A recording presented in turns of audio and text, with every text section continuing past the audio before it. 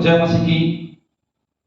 Good evening. शाम के समय, संध्या के बेला आप सभी का स्वागत है।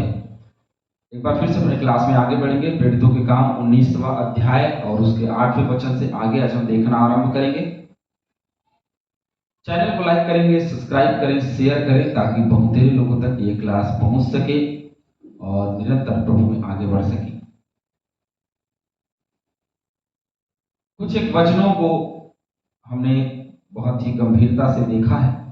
वहीं हम आज 8 वचन से आगे जाने से पहले एक वचन है जिसको आज हम देखते हैं, 19:6 है ना, जिसको हमने कल अध्ययन के रूप में देखा है। थोड़ा इसको गहरा अध्ययन करने का प्रयास करेंगे।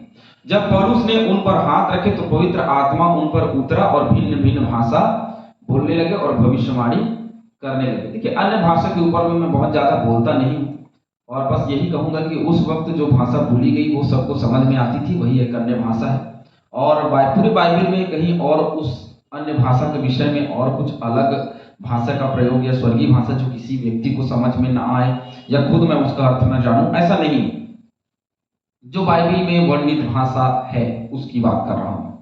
और क्या सच है क्या झूठ है, या ये तय करना कि जो लोग कर रहे हैं वो गलत है, ये बोलना शायद मेरे अध्ययन के खिलाफ है, इसलिए मैं उसके विषय में बोलता नहीं।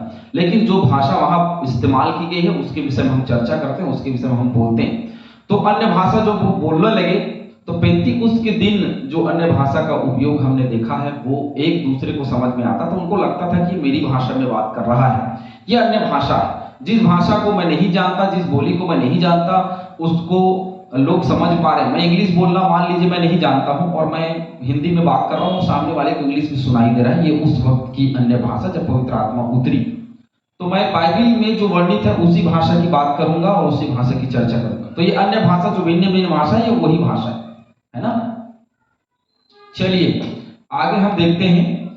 तो पवित्र आत्मा उन पर उतरा, जो पहला भाग है, जब उसने प्रार्थना की। तो यह घटना प्रथम बार पेंतीकुस्त के दिन हुआ था और उसके बाद लगभग अनुमान लगाया जाता है कि लगभग 25 वर्ष बाद यह फिर हुई।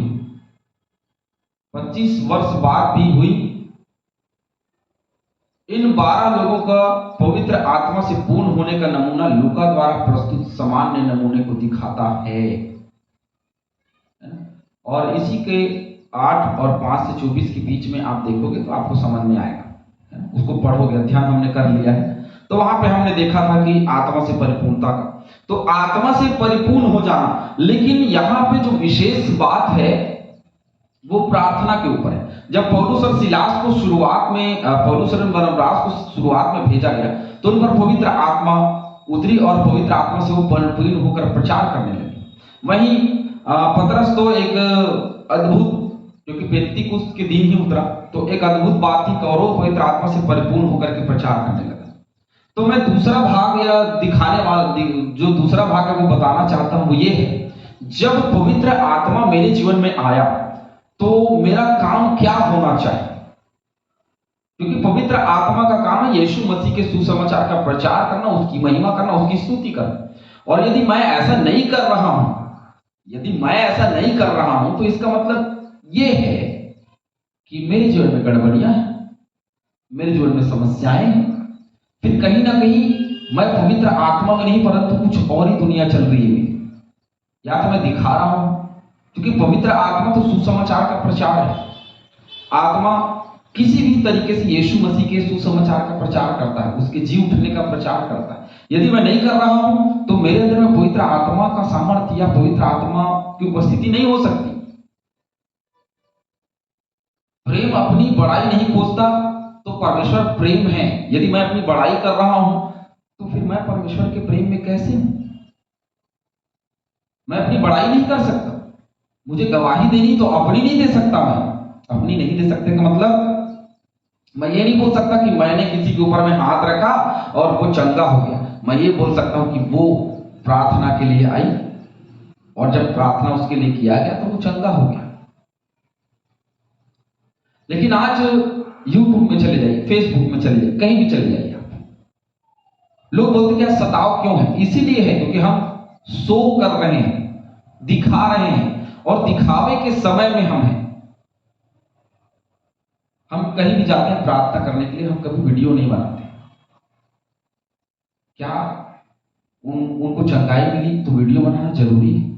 या दुष्ट आत्मा से छुटकारा हुआ तो क्या वीडियो बनाना जरूरी? जरूरी नहीं है। क्यों जरूरी है बताइए ना? क्या दूसरों को ये दिखाने के लिए कि भाई हम बड़े सामर्थी हैं? नहीं, हमें शोबाजी नहीं करनी। हम जब पवित्र आत्मा से परिपूर्ण है तो हमको अपने अंदर के प्रेम को दिखाना है, उन कामों को नहीं जो हमने किया, क्योंकि उन कामों को ईश्वर देख रहा है।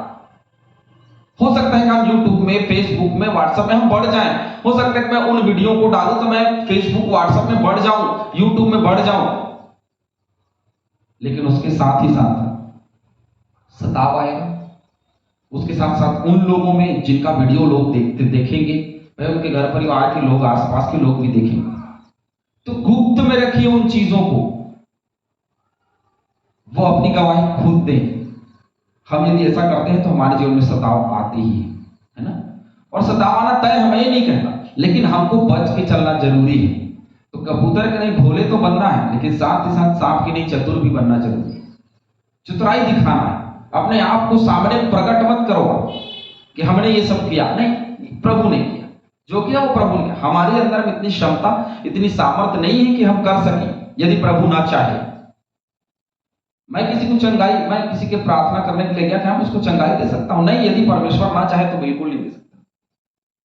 तो इसमें पहली बात हम देखेंगे, उन्होंने यीशु पर विश्वास किया जो 12 थे। क्यों उनको पवित्र आत्मा उतरी? आप देखिए पहले, क्यों उन पर पवित्र आत्मा का छाप पड़ा, क्यों उनको भरपूरी मिली? क्योंकि उन्होंने यीशु पर विश्वास किया और फिर से आत्मा से जन्मे गए। जैसे यीशु ने कहा कि तुम्हें नए सिरे से जन्म लेना अवश्य है, तो नए सिरे से जन्म लिया उसने। उसके दूसरी बात, उसके पानी में बपतिस्मा लेने के बाद पौलुस ने अपना हाथ उन पर रखा और उन्होंने पवित्र आत्मा का बपतिस्मा पाया। तब जब उन्होंने विश्वास किया और विश्वास करके पानी का बपतिस्मा लिया, डूब का बपतिस्मा लिया, तब पौलुस ने उन पर हाथ रखा और उनको पवित्र आत्मा मिली। तीसरी बात, जैसे ही पवित्र आत्मा उन पर आया, वे अन्य भाषा में बोलने लगे और भविष्यवाणी करने लगे। कोई व्यक्ति विश्वास से सिर्फ पवित्र आत्मा के उंडेले जाने को देख सकता है, लेकिन वह बताता है कि जो वस्तुनिष्ठ जानने योग्य और पहचानने योग्य अनुभव है वो अन्य भाषा में बोलना बाहरी व दिखाई देने वाला प्रमाण है कि यीशु के अनुयायी पर पवित्र आत्मा का छाप लगा है। ये एक छाप है, इससे यह पता चल सकता है कि हाँ इन पर लगा। लेकिन वो अन्य भाषा दूसरों को समझ में आई जानी चाहिए, जिससे बाइबिल हमको बताती है। जैसे पेंतीकोस्त के दिन बताई गई, और कोई अन्य भाषा का प्रयोग वहां नहीं किया गया। या उसको यदि स्वर्गीय भाषा होता तो वहां पे लिखा जाता कि वो स्वर्गीय भाषा बोलने लगे। क्योंकि पिछले दिनों में, पिछले पुराने नियम में यदि जाओगे तो देखेंगे कि आप वो स्वर्गीय भाषा का इस्तेमाल हमको कई बार स्वर्गदूत के रूप में देखने को मिलते हैं। तो स्वर्गीय भाषा का इस्तेमाल नहीं किया गया, लेकिन जो बोलचाल में आती है, जो दूसरों को समझ में आती है, वो भाषा का इस्तेमाल किया गया। बचत यही सत्य है, और क्या सत्य मैं उसको आगे नहीं बोलूंगा। लेकिन जो बाइबिल में वर्णित है, जितना हमने अध्ययन किया है, या जितने बाइबिल के ज्ञाता हैं जो सचमुच में यह चलते हैं कि हम बाइबिल के अनुसार बात करेंगे, तो वो यदि है तो हमेशा अन्य भाषा को समझने वाली, सुनने वाली, समझने वाली भाषा रूप में हम देखते हैं।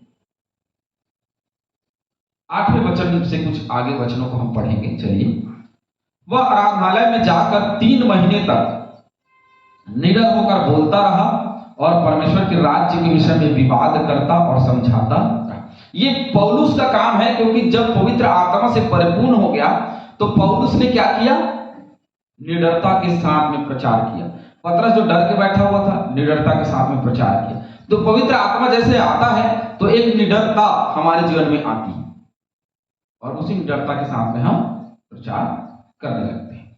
9वां, परंतु जब कुछ लोगों ने कठोर होकर उसकी नहीं मानी, वरन लोगों के सामने इस मार्ग को बुरा कहने लगे, तो उसने उनको छोड़ दिया और चेलों को अलग कर लिया और प्रतिदिन तुरंतुस की पाठशाला में वाद विवाद किया करता था।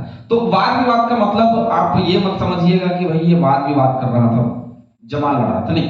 वाद विवाद करने का मतलब है कि कुछ सवाल वो लोग कर रहे होंगे तो ये उसका उत्तर दे रहा है ना। वाद विवाद करने का मतलब बिल्कुल ये नहीं लिखा है वचन में कि वो झगड़ा करने लगा, है ना, परंतु ये कि उन्होंने प्रश्न किया, इनको उत्तर दिया गया। तो प्रश्न का उत्तर देता रहा और उस उत्तर से जितने लोग संतुष्ट होते थे उनका जीवन बदल जाता था। 10वां वचन, 2 वर्ष तक यही होता रहा। देखिए 2 वर्ष लगातार वो इफिसुस नगर में रहा। 2 वर्ष तक यही होता रहा, यहां तक कि आसिया के रहने वाले क्या यहूदी क्या यूनानी सब ने प्रभु का वचन सुन लिया। क्या यहूदी है, क्या यूनानी है, कोई भी कास्ट के हो, कोई भी जाति, कोई भी धर्म, कोई भी मजहब के हो, सब ने वचन सुन लिया। और वचन सुनने के बाद परमेश्वर पौलुस के हाथों से सामर्थ के अनोखे काम दिखाता था।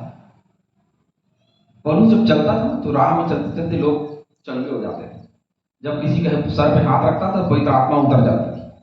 ये सामर्थ है और ये सामर्थ आज भी है, हालेलुया। लेकिन यीशु के नाम, यीशु के नाम में सामर्थ है। तो परमेश्वर जो है पौलुस के द्वारा अनेक सामर्थ के काम आज हर एक पासवान हमारे द्वारा और सब जितने पासवान हैं हर एक के द्वारा परमेश्वर का सामर्थ का काम देखने को लोगों को मिलता है। कईयों को छोटे रूप में, कईयों को बड़े रूप में, लेकिन सामर्थ के काम जो है वो होते हैं क्योंकि विश्वास के द्वारा ही सारी चीजें तय की जाती हैं। यहां तक कि रुमाल और अंगोछे उसकी देह से स्पर्श कराकर बीमारों पर डालते थे और उनकी बीमारियां जाती रहती थी और दुष्ट आत्माएं उनमें से निकल जाया करती थी, क्योंकि यीशु का नाम है। तो उनको लगता था कि पौलुस के शरीर पे यदि कोई रुमाल अंगोछा कुछ भी टच कर दे और अपने मरीजों पर रखे तो वो चंगे हो जाएंगे। और सचमुच में ऐसे ही लोग हुआ करते थे। फिर तो 5 के 15 पढ़ेंगे, वहां पतरस के विषय में यही चीजें लिखी हुई है कि पतरस चल रहा था और चलते चलते किसी ने उसको छुआ और वो चंगा हो गया, है ना।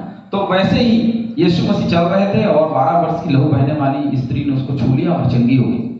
तुम उसे बड़े बड़े काम करोगे, वो तो निश्चय है कि हम बड़े बड़े काम करेंगे और वो ही काम हमको यहाँ देखने को मिल रहा है। और ये बड़े बड़े काम परमेश्वर के लिए होते हुए नजर आ रहे हैं। दुष्ट आत्माएं निकल जा रही हैं, बीमारियां दूर हो जा रही हैं, क्योंकि विश्वास है, फेथ है। विश्वास के द्वारा सब कुछ हो सकता है। सामर्थ, परमेश्वर की पवित्र आत्मा से परिपूर्णता, वो सब मिलकर के एक अद्भुत सामर्थ के काम को दिखाते हैं। प्रभु आप सभी को आशीष दे। सामर्थ के काम करना इतना आसान नहीं, परंतु इतना मुश्किल भी नहीं। विश्वास करें, यीशु मसीह के नाम से सामर्थ पाएं और छुटकारा दे, उद्धार दिलाएं, उद्धार के नजदीक मिलाएं, प्रेम दिलाएं और निरंतर प्रभु में बढ़ाएं। आप सभी को प्रभु आशीष दे। आप प्रभु में सदा आनंदित रहें। आमीन।